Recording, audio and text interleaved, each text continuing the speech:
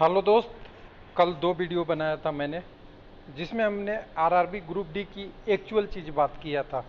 आज फैक्चुअल चीज़ ground report की बात कर रहा हूँ कि आपके पास जो ग्राउंड रिपोर्ट आ रही है वो गलत आ रही है। ये आकलन मेरा भी नहीं, बहुत सारे कैंडिडेट का भी है। रोयल मुंडा जी बोल रहे हैं सही कट ऑफ है पढ़ने वालों के लिए, जो मैंने बोला है। क्या होता है, जो लोग एग्ज़ाम दे के जाते हैं, अच्छे कैंडिडेट होते हैं, वो एनटीपीसी में भी देखिएगा, वो पहले एग्ज़ाम दे देते हैं, चुपचाप अपने घर चले जाते हैं, ना कि वीडियो बनाने लगते हैं। और जेन्युइन कंडीशन बहुत सारी ऐसी है कि बहुत कैंडिडेट तो रिव्यू से बचते ही है, ना यूट्यूब देखते हैं, ना समझते हैं, ना बोलते हैं, और ना उसके अगेंस्ट कोई आपकी फीडबैक मिलेगी। तो क्या उनकी नंबर हम कम आँक के चले या उसको जोड़े नहीं। दूसरा, 2018 में भी ऐसा हुआ था कि कुछ लोग बोले थे कि कुछ नहीं जाएगा, और हमने भी बोला था कि करीब 60 के आसपास कटअप आपका क्लियर हो जाएगा, 55 से 60 में मेरा भी एक्सपेक्टेड था। लेकिन वो कई सारे आरआरबीओ में बहुत सारा फेल हुआ था, और ख़ास करके यूआर का कम्युनिटी में बहुत सारे आरआरबी का सही हुआ था। लेकिन यूआर ऐसा होता है कि सबसे ज़्यादा टॉप में जाता है, तो सबसे पहले गड़बड़ी यूआर की कटअप में ही होती है। लेकिन मैं यहाँ पे उम्मीद करता हूँ आपके लिए और आपके भविष्य के लिए, आपकी सजेशन के लिए, कि आपका सिलेक्शन 50 पे भी हो जाए तो मैं मिठाई बांटूंगा, कोई दिक्कत नहीं है। क्योंकि कैंडिडेट को जॉब मिलनी चाहिए, अच्छे अच्छे कैंडिडेटों को, जो कैंडिडेट जॉब कर रहे हैं, मेहनत कर रहे हैं, जॉब के लिए मेहनत कर रहे हैं। लेकिन स्थिति यह है कि अगर मैं गलत बताऊं, आपके साथ गलत चीज़ें के डील करूं, मैं एग्ज़ाम सेंटर से किसी को पकड़ लूं, हो सकता है वो कैंडिडेट 10th का हो सकता है वो 12 का हो, या हो सकता है ग्रेजुएट भी हो लेकिन तैयारी नहीं किए हो, और वो आपसे बोल दिया कि मैं तो 85 कर पाया तो 85 कट ऑफ जाएगा। तो देखिए, ये 1 2 4 5 या 10 कैंडिडेटों से करने से कोई नहीं होता। जो दिख रहा है वो सबको दिख रहा है कि स्कोर किया जा रहा है, लेकिन सभी लोग आंख बंद करके 2-4 यूट्यूबर की ग्राउंड रिपोर्ट जो गलत है उसको देख के अनुमान लगा रहे हैं कि जिसका 50 से 60 नंबर आएगा उसका यूआर में सिलेक्शन हो जाएगा। कम्युनिटी के लिए 50-60 ठीक ठाक है, 50 62-65 तक आपका कम्युनिटी में सबका हो जाना चाहिए। लेकिन यूआर के लिए मैं कहता हूं कि ये आपको नुकसान देगा। कैसे? एक एग्जाम्पल देने के लिए वीडियो कहाँ बनाया था वो पहले दिखा देता हूँ। कल वीडियो मैंने बनाया था, एक बार देख लीजिएगा, थोड़ा सा समझने के लिए कि किस आधार पर बनाया था। और ये बनाया था मैंने कट ऑफ के लिए, एक तो आपको डायरेक्ट, और दूसरा आपने बताया था आपको कि नॉर्मलाइजेशन से क्या अंतर पड़ा है। नॉर्मलाइजेशन बेसिक नीचे वाले लेवल पे इतना इफेक्ट नहीं पड़ता जितना लोगों को सिलेक्शन में करा देता है। तो लोग इसको उल्टे तरीके से सोच रहे हैं। मैं कह रहा हूँ कि किसी का 20 बढ़ गया और कट ऑफ गया है 60 और उस कैंडिडेट का 80 हो गया, तो कोई मायने उसका नहीं है कि 80 गया तो क्या अंतर पड़ा, 60 वाला तो वो कैंडिडेट हैं। उसके अलावा भी मैंने इसमें आपको ये बताया था कि 5 से 6% कैंडिडेट हो सकता है कि उनका नंबर बढ़ गया जिसके कारण से सिलेक्शन हो गया। लेकिन यहाँ पे हमें 100% की बात नहीं कर सकते। 90% कैंडिडेट वही हैं जिनका नंबर 2 से 5 या इसी के आसपास बढ़ा था, या 1-2 नंबर के आसपास ही बढ़ा था, वो सिलेक्शन कटअप में रह के आसपास आए या उसके नीचे रह गए। लेकिन अगर ये नॉर्मलाइजेशन नहीं होता तो वो कैंडिडेट जो उसके आसपास थे उनका सिलेक्शन हो सकता था। अब यहाँ पे देखिए डाटा की बात करेंगे, तो डाटा यहाँ से हम आपको लेके आ रहे हैं एनटीपीसी की टाइपिंग टेस्ट का कटअप है। एनटीपीसी सीबीटी 2 हुआ था, आपने यूट्यूब पे देखा था, हमने भी देखा था, और सब लोगों ने रिपोर्ट दिया था। सीबीटी 2 90 मिनट 120 क्वेश्चन, ये है सीबीटी 2 की बात कर रहा हूँ। और ग्रुप डी 90 मिनट 100 क्वेश्चन। कौन सा करना आसान है कोई भी बताए, तो आप कहेंगे खुद कि 90 मिनट में 100 क्वेश्चन करना इजी है। क्यों? क्योंकि जानते हैं कि 100 क्वेश्चन करने के लिए 1 मिनट से थोड़ा कम समय मिल रहा है, लेकिन 120 मिनट क्वेश्चन करने के लिए तब तो 50 सेकंड से भी नीचे का समय मिल रहा है। यानी हर क्वेश्चन पे आपको टाइम कम मिल रहा है। अगर टाइम कम मिल रहा है तो प्रश्न डिफिकल्ट अपने आप बन जाएगा, चाहे आप मेहनत करो या ना करो। लेकिन जब रिजल्ट आई साइको टेस्ट के बाद, साइको टेस्ट के बाद कर रहा हूँ, सीबीटी 2 के बाद टाइपिंग टेस्ट के लिए, जिसमें 8 गुना कैंडिडेट गए, तो आप कहिएगा कि यहाँ पे सीबीटी ग्रुप डी और यहाँ पे CBT NTPC लेवल 2, 3 एंड 5। इसमें डिफरेंस है किसमें? वैकेंसी में। आप यहाँ कहिएगा कि 1 लाख कैंडिडेट है, 1 लाख पोस्ट है सॉरी, और यहाँ कहिएगा कि मात्र 35,000 पोस्ट है। लेकिन ये थोड़ी सी, इसको थोड़े से मैं सही से करूँ तो आप समझ जाएंगे कि ये सही है। टाइपिंग टेस्ट में 8 गुना कैंडिडेट लिए, 35 गुना 8, 35 नहीं, जितनी पोस्ट थी टाइपिंग के उसके हिसाब से लिए। टाइपिंग का करीब 17-18,000 हो सकता है पोस्ट, 18,000 जो भी हो, 15 ही मान लीजिए। तो 15 गुना 8 कितने होते हैं?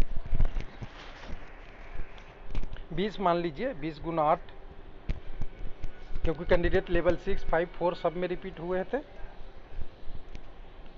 तो 1 लाख तो प्लस कैंडिडेट यहाँ भी थे। और यहाँ पे ग्रुप डी में क्या होगा? 1.3, 1 पे 3 जाना है, तो यहाँ 3 लाख हो गए कैंडिडेट। बस इतना ही डिफरेंस है। यानी कैंडिडेट, तो जब ग्रुप डी की बात हो रही है तो यहाँ पे करीब करीब 3 लाख कैंडिडेट हो रहे हैं जो जाएंगे आपके आगे के स्टेज में, यानी पीईटी एग्जामिनेशन में। और एनटीपीसी में करीब जो साइको टेस्ट का आपका टाइपिंग स्किल टेस्ट के लिए जो रिजल्ट आया था, इसमें करीब करीब 1 लाख कैंडिडेट जाएंगे। अब देखिए, ध्यान दीजिएगा, जब 90 प्रश्न 120 मिनट था, उस समय भी प्रश्न यही बोला गया था बहुत डिफिकल्ट है। और अब 90 प्रश्न, 90 क्वेश्चन, 100 क्वेश्चन 90 मिनट में करने हैं, यानी यहाँ पे भी बोला जा रहा है डिफिकल्ट लेवल है। लेकिन मैं बता रहा हूँ ये ग्राउंड रिपोर्ट से सही रिपोर्ट नहीं है। मैं बता रहा हूँ कई सारे ऐसे कैंडिडेट मुझे मिले हैं। कल ही आप कमेंट चैनल पे देखिएगा, 93 किया है पटना जोन में, 7 गलती हो गई है। अगर 10 भी गलती हो गई तो कैंडिडेट का 83, और 83 में से 3 नंबर और घटाते हैं तो 80 नंबर बनता है। अगर कोई कैंडिडेट 80 ला रहा है तो आप समझ सकते हैं कि क्वेश्चन में करने लायक है, ना कि हमेशा एकदम बिल्कुल जैसा इग्नोर कर रहे हैं लोग कि सारे क्वेश्चन नहीं किए जा रहे हैं और 50-60 में सिलेक्शन हो जाएगा। देखिए पिछली बार से क्या होगा, 5 से 7-8 नंबर या 10 नंबर तक कम आएगा, इससे ज़्यादा कम नहीं आएगा। और 10 नंबर कहाँ? जहाँ के कम्युनिटी लगती है, जैसे आपका ईडब्ल्यूएस का हो गया। ओबीसी में तो ज़्यादा कम नहीं होगा, ओबीसी की जनसंख्या ठीक ठाक है। एससी एसटी, इन सारे कम्युनिटियों में ईडब्ल्यूएस इसलिए कि पिछली बार सब लोगों ने भर नहीं पाया, और एससी एसटी में इसलिए कि इसका कटअप कम जाता है हमेशा। ये सारे में आपका 10-8 नंबर कम हो सकते हैं। अब 10 नंबर कम हो गया तो लोग कह रहे हैं 50 से 60 में हो जाएगा। तो पटना में तो पिछली बार 84 गई थी, 80 गया था, तो 10 नंबर कम हो गया तो कितने हो जाएंगे? 70 हो जाएंगे। और मैंने वही तो रेंज बताया है, 64 से लेके 74 के बीच में सारे आरआरबी का यूआर का सिलेक्शन आपका लगभग हो जाएगा। तो मेरा कटअप गलत नहीं है, इशू ये हो रहा है कि ग्राउंड रिपोर्ट गलत आ रही है। अब एग्जाम्पल देखते हैं एनटीपीसी वाला। एनटीपीसी में आप देखिए, अहमदाबाद 75.29 कितने में गया है? आउट ऑफ 120 यूआर के लिए। EWS 67, OBC 70, SC 53, SC 65। अगर इसको परसेंटेज में डिवाइड कीजिएगा, उसी तरह देखिए 84 गया है अजमेर में, 84 70+% है।